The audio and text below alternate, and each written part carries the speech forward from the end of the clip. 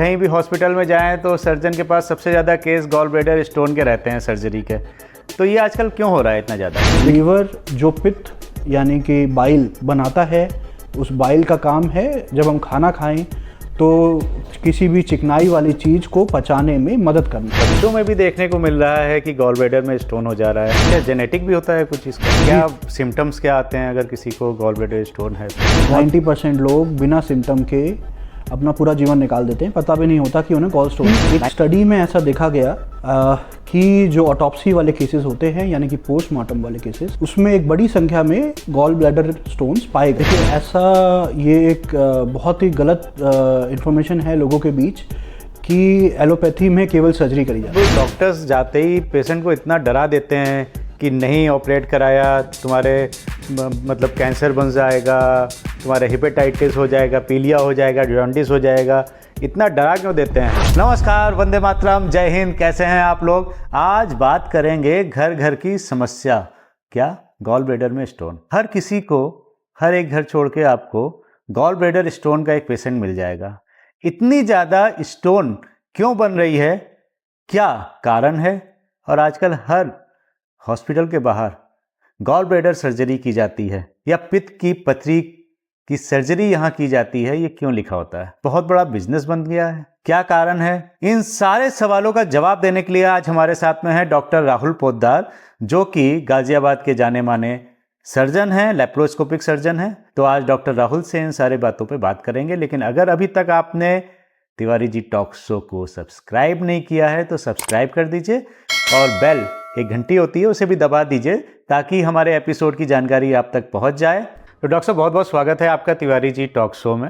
धन्यवाद तिवारी जी, मुझे शो में बुलाने के लिए आपका बहुत बहुत शुक्रिया। तो डॉक्टर साहब बताइए, ये गॉल ब्लैडर स्टोन इतना ज़्यादा कॉमन क्यों हो रहा है कि हर घर में, हर मतलब कहीं भी हॉस्पिटल में जाएं तो सर्जन के पास सबसे ज़्यादा केस गॉल ब्लैडर स्टोन के रहते हैं सर्जरी के।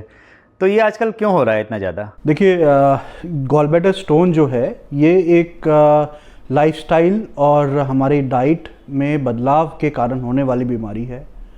इसकी अगर हम असली इटियोलॉजी की बात करें कि क्या एग्जैक्ट कारण है इसके होने का, तो वो हम किसी एक चीज़ पे फिक्स नहीं कर सकते। परंतु अगर हम ओवरऑल सारे फैक्टर्स को देखें कि किन फैक्टर्स में किस तरीके की पॉपुलेशन में ये ज़्यादा होता है, तो ये ज़्यादातर अर्बन यानी कि शहरों में रहने वाले लोगों में, बल्कि आजकल तो गांव और टाउन्स में भी अर्बन लाइफस्टाइल ही आता जा रहा है, जिसकी वजह से वहाँ भी ये चीज़ बढ़ती जा रही है।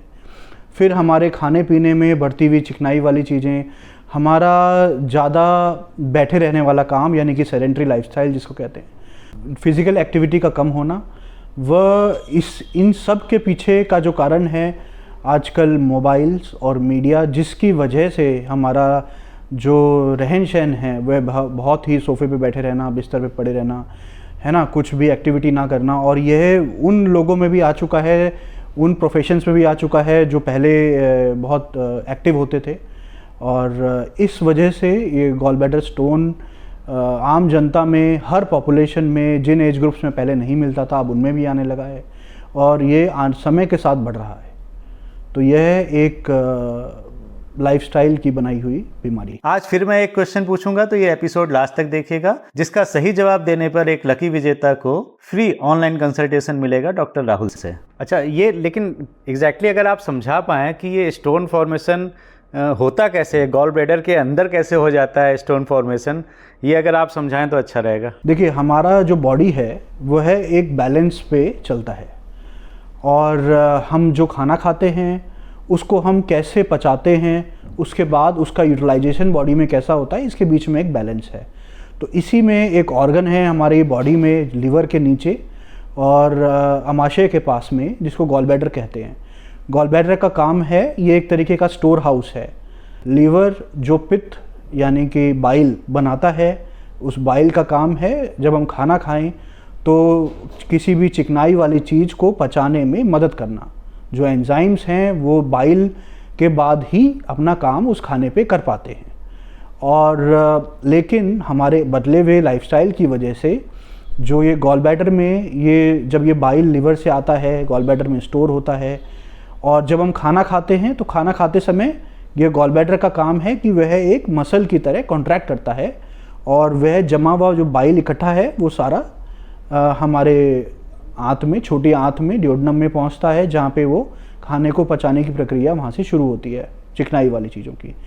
और लेकिन जिस इंसान में का लाइफस्टाइल ख़राब है उसमें गॉल ब्लैडर के अंदर जब ये बाइल होता है वहाँ पे जो बैलेंस है वो ख़राब हो जाता है। सो कोलेस्ट्रॉल इस इम्बैलेंस के कारण जमा होना शुरू हो जाता है, वह कुछ पार्टिकल्स बनाता है, फिर वो बड़े होते जाते हैं और ऐसे ही कोलेस्ट्रॉल स्टोन्स बनते हैं।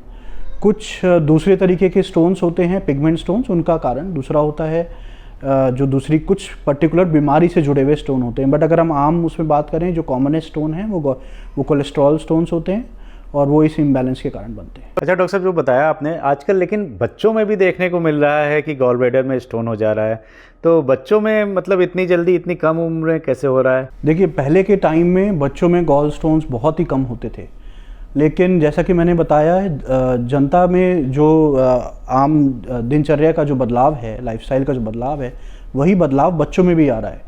जो बड़ों का लाइफस्टाइल है वही बच्चे फॉलो करते हैं। बच्चों की एक्टिविटी बहुत कम हो गई है, उनका खाना पीना भी वही है जो बच्चे फॉलो करते हैं, उतना ही चिकनाई वाला, उतना ही इम्बैलेंस वाला, जिसकी वजह से अब समय के साथ में बच्चों में गॉल स्टोन्स की बनने की जो संख्या है वो बढ़ती जा रही है। मतलब कि सेडेंटरी लाइफ स्टाइल इसका कारण? सेडेंटरी लाइफस्टाइल है। आमतौर पे बच्चों में कारण जो पहले देखा जाता था वो पिगमेंट स्टोन्स मिलते थे, जो कि किसी ना किसी बीमारी के एक वजह से बनते थे पहले के टाइम पे। और लेकिन आजकल जो स्टोन्स कोलेस्ट्रॉल वाले बढ़ गए हैं बच्चों में भी, वो लाइफस्टाइल के बदलाव की वजह से। क्या जेनेटिक भी होता है कुछ इसका? जी हाँ, जेनेटिक भी देखा जाता है। कुछ फैमिलीज़ में ऐसा देखा गया है कि सर्टेन फैमिलीज़ में जहाँ पे पेरेंट्स में, फादर की साइड में गॉल स्टोन्स होते हैं, उधर बच्चों में गॉल स्टोन होने के चांस ज़्यादा हैं।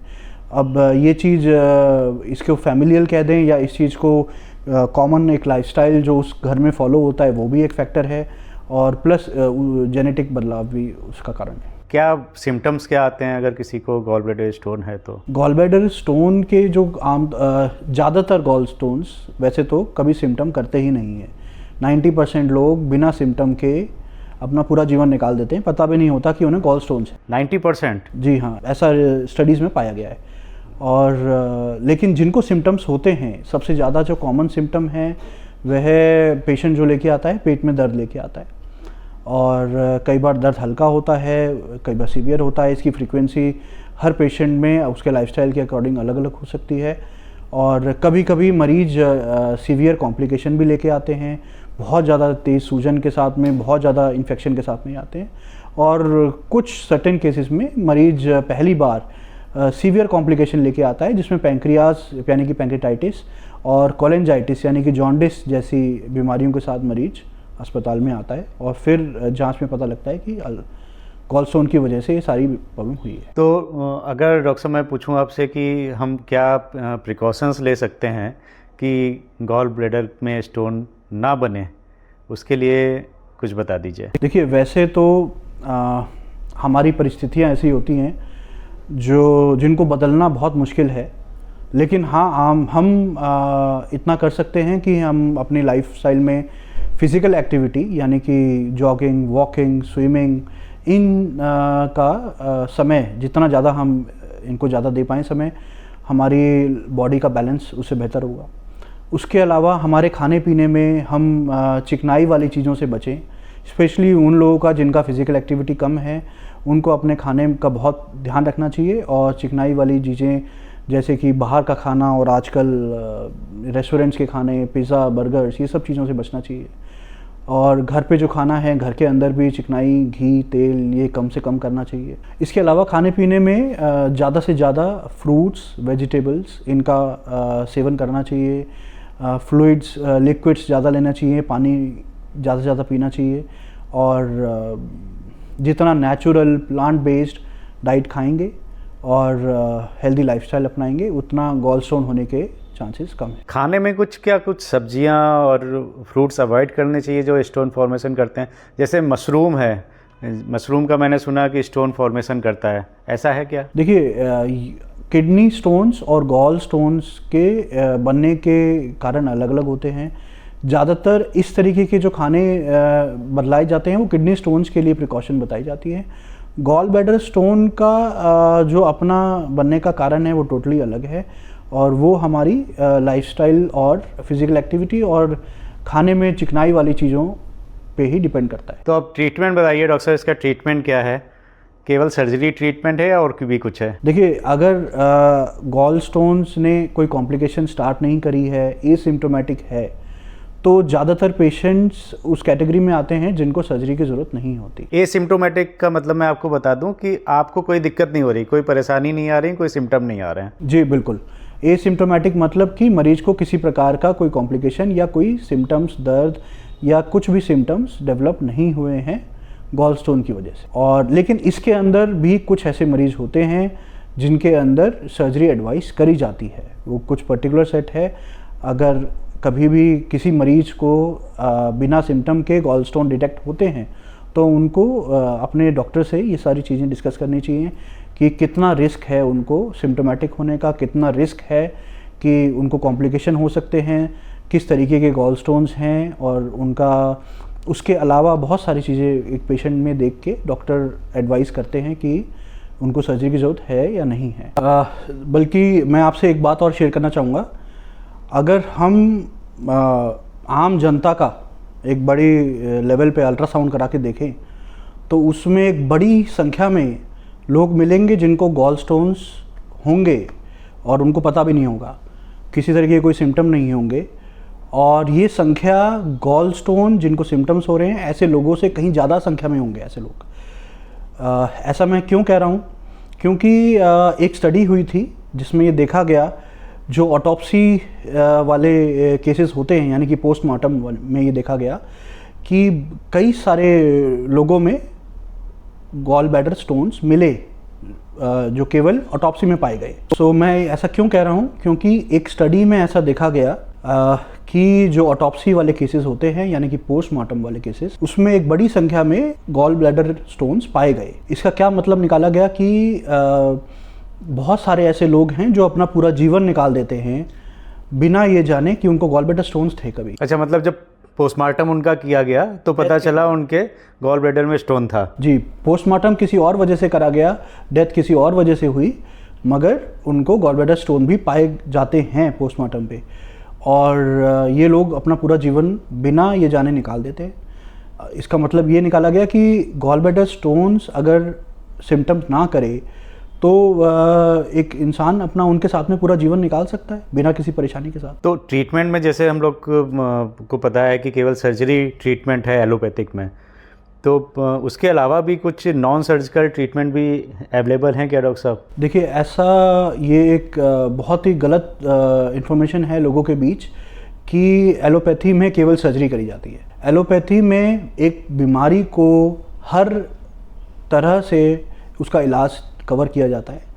सो जो गॉल ब्लैडर स्टोन्स के पेशेंट्स होते हैं उनमें जो उसमें पूरी गाइडलाइन बनाई गई है कि किन पेशेंट्स में क्या ट्रीटमेंट होना चाहिए और किस में ज़्यादा फ़ायदा है, क्या करने पे जब ये देखा जाता है कि ट्रीटमेंट का फ़ायदा नहीं है तो वो ट्रीटमेंट नहीं करा जाता है। तो गॉल ब्लैडर स्टोन्स में ज़्यादातर केसेस एसिम्प्टोमेटिक होते हैं, मतलब कोई सिम्टम नहीं होता। पर जिन केसेस में सिम्टम्स होता है उसमें ज़्यादातर केसेस में सर्जरी एडवाइस करी जाती है, क्योंकि सर्जरी से पेशेंट को लॉन्ग टर्म बहुत बेनिफिट मिलता है। लेकिन वह बचे हुए सारे लोग जो कि सिम्टोमेटिक लोगों के मुकाबले कहीं ज़्यादा संख्या में होते हैं, एसिम्प्टोमेटिक लोग, उनमें ज़्यादातर केसेस में सर्जरी एडवाइस नहीं करी जाती है। दुनिया में कहीं भी, हमारे देश में या बाहर के देश में, ये गाइडलाइन सब जगह सेम ही फॉलो करी। और ऐसे केसेस में एक छोटी सी स्मॉल कैटेगरी यानी एक संख्या ऐसी होती है जिनको बिना सिम्टम के भी सर्जरी एडवाइस करी जाती है। ऐसे लोग जिनके अंदर कुछ दूसरी बीमारी है, डायबिटीज़ है, लीवर की बीमारियां हैं बच्चों के अंदर, या ऐसे केसेस जिसमें अगर थोड़ी भी कॉम्प्लिकेशन हो तो उनके लिए वो जानलेवा साबित हो सकता है। ऐसे केसेस में बिना सिम्टम के भी गॉल ब्लैडर निकालना एडवाइस किया जाता है। लेकिन आप मतलब डॉक्टर्स जाते ही पेशेंट को इतना डरा देते हैं कि नहीं ऑपरेट कराया तुम्हारे मतलब कैंसर बन जाएगा, तुम्हारे हिपेटाइटिस हो जाएगा, पीलिया हो जाएगा, जॉन्डिस हो जाएगा, इतना डरा क्यों देते हैं और पेशेंट डर के फिर सर्जरी करा लेता है? देखिए, मैं बाकी लोगों का तो नहीं कह सकता हूँ, लेकिन मैं अपनी प्रैक्टिस में ये जो सिचुएशन फेस करता हूँ मैं वो आपको समझा सकता हूँ। हमारे पास जो पेशेंट्स आते हैं, ज़्यादातर पेशेंट्स जब बहुत ज़्यादा सीवियर सिम्टम, बहुत समय से वो अपने सहन कर रहे होते हैं सिम्टम्स, डॉक्टर पे नहीं जाते और यूजुअली बढ़े हुए सिम्टम्स ही लेकर आते हैं। मेरी इतनी अभी तक की प्रैक्टिस में बहुत कम ऐसे पेशेंट्स हैं जो बिना सिम्टम के हमारे पास आए हैं, और जब पेशेंट इतना ज़्यादा सिम्टम लेके आता है तो हम उनको सर्जरी एडवाइस करते हैं। अब पेशेंट्स अलग अलग माइंडसेट के होते हैं। कुछ पेशेंट्स होते हैं जो हमारी बताई हुई फैक्ट्स को बहुत अच्छे से समझते हैं, ग्रहण करते हैं और हम कंफर्टेबली उन्हें समझा पाते हैं। कुछ पेशेंट्स ऐसे हैं जो उसकी इम्पोर्टेंस नहीं समझ पाते, तब हमें थोड़ा सा ज़्यादा स्ट्रेस दे के दूसरी उनकी आम भाषा में कई बार उनके भले के लिए और उस चीज़ की इम्पोर्टेंस समझानी पड़ती है कि किसी पेशेंट में गॉल ब्लैडर स्टोन्स की सर्जरी की बहुत ज़्यादा इम्पॉर्टेंट है, अदरवाइज़ उसको प्रॉब्लम जो हम बता रहे होते हैं वो उसकी इम्पोर्टेंस नहीं समझ रहा होता।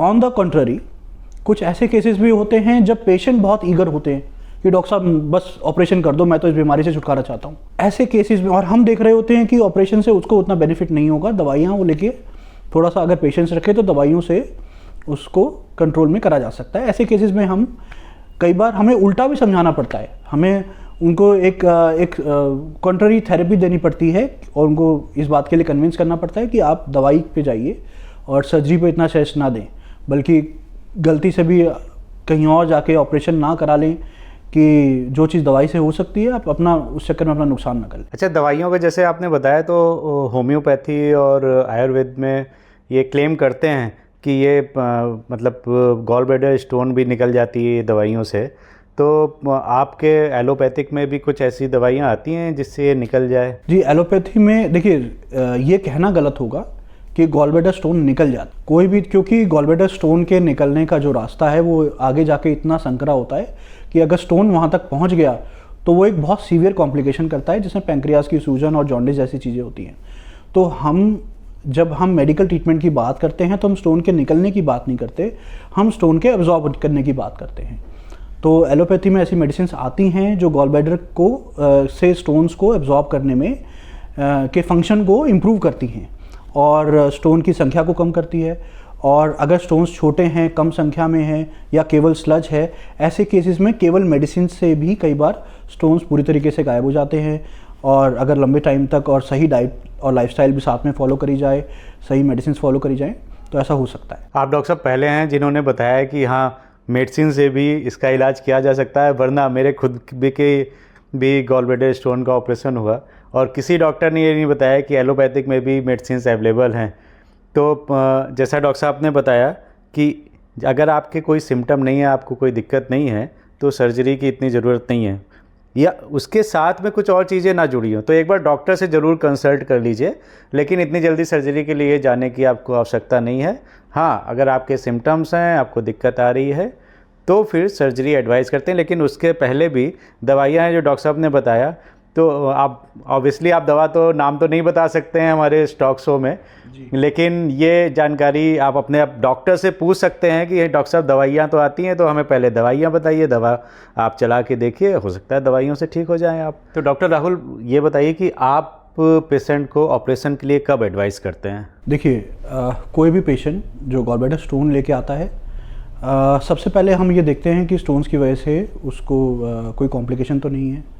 उसके अलावा वो किन सिम्टम्स के साथ आ रहा है, वो किस एज ग्रुप से बिलोंग करता है, उसके अलावा कोई दूसरी बीमारी तो नहीं है, कोई लीवर की बीमारी, कोई डायबिटीज़ जैसी लाइफस्टाइल डिजीज़ेस या कोई दूसरी बीमारी, उनका ये सारे फैक्टर्स और ऐसे कई सारे और दूसरे फैक्टर्स को हम नज़र में रखते हुए एक फ़ाइनल कंक्लूजन उस पेशेंट को देते हैं, जिसके हम फ़ायदे और नुकसान दोनों तरफ के, अगर वो मेडिकल ट्रीटमेंट पे ज़्यादा स्ट्रेस देते हैं तो वो करने में क्या फ़ायदे नुकसान होंगे, सर्जिकल ट्रीटमेंट में जाते हैं तो क्या फ़ायदे नुकसान हो सकते हैं, वो सारी चीज़ हम मरीज की समझने की क्षमता के अनुसार उसको समझाते हैं। और ऐसे में एक पूरी पॉपुलेशन में देखा जाए तो एक बहुत छोटी कैटेगरी ऐसी निकलेगी परसेंटेज वाइज जो सर्जरी की हकदार होती है, और ज़्यादातर सिम्टोमेटिक केसेस या फिर जिनको दूसरी बीमारियां हैं जिसमें स्टोन्स की वजह से कॉम्प्लिकेशन बहुत ज़्यादा सीवियर हो सकते हैं,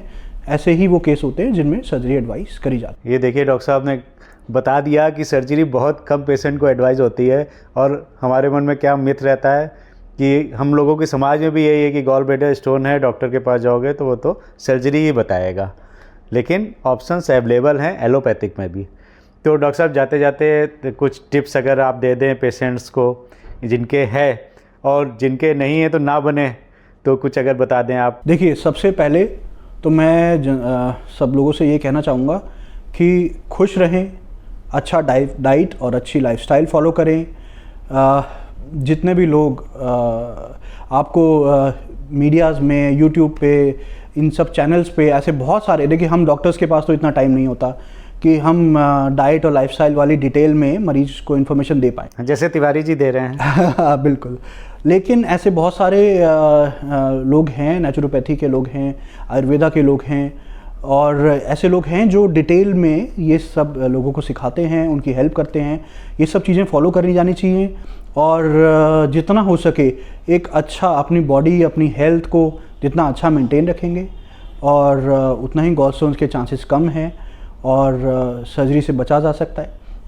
और इसके अलावा अगर आप इस स्थिति में पहुंच जाते हैं कि आपको डॉक्टर्स को विज़िट करना पड़ता है, तो सबसे पहले घबराएं ना, बेफिक्र होके अपनी सारे क्वेश्चन डॉक्टर से डिस्कस करें। कोई भी आपको क्वेश्चन है, क्वेरीज़ हैं, तो आप इसके अलावा आप इंटरनेट पे स्टडी कर सकते हैं, लेकिन उसके लिए आपको थोड़ा सा ज़्यादा कॉशियस रहना पड़ेगा, क्योंकि उन स्टडीज़ का अक्सर मरीज एक गलत मीनिंग लेकर हमारे पास आते हैं। सो ओवरऑल बीमारी से घबराना नहीं है, इलाज को समझना है, फ़ायदे नुकसान समझने हैं, और अपने लिए एक बेस्ट डिसीज़न फिर उसके हिसाब से लेना है। लेकिन कोशिश यही होनी चाहिए कि जितना हो सके बीमारी से को होने ही ना दें। जैसा कि मैंने आपसे कहा था कि आज लास्ट में एक सवाल पूछूंगा, तो आज का क्वेश्चन है कि गॉल ब्लैडर बॉडी के किस फंक्शन को सपोर्ट करता है, गॉल ब्लैडर का क्या काम होता है बॉडी में। इसका सही जवाब दीजिए और डॉक्टर राहुल से फ्री ऑनलाइन कंसल्टेशन आपको मिल सकता है। और अगर आपको आज का एपिसोड पसंद आया तो हमें कमेंट करके, लाइक करके बताइए, हमारा हौसला बढ़ता है आपके कमेंट देखकर। और आगे किन किन टॉपिक्स पे आप एपिसोड देखना चाहते हैं वो भी हमें कमेंट करके बताइए, तो और वीडियो बनाऊंगा आपके लिए। तब तक अपनी सेहत का बहुत बहुत ध्यान रखिए।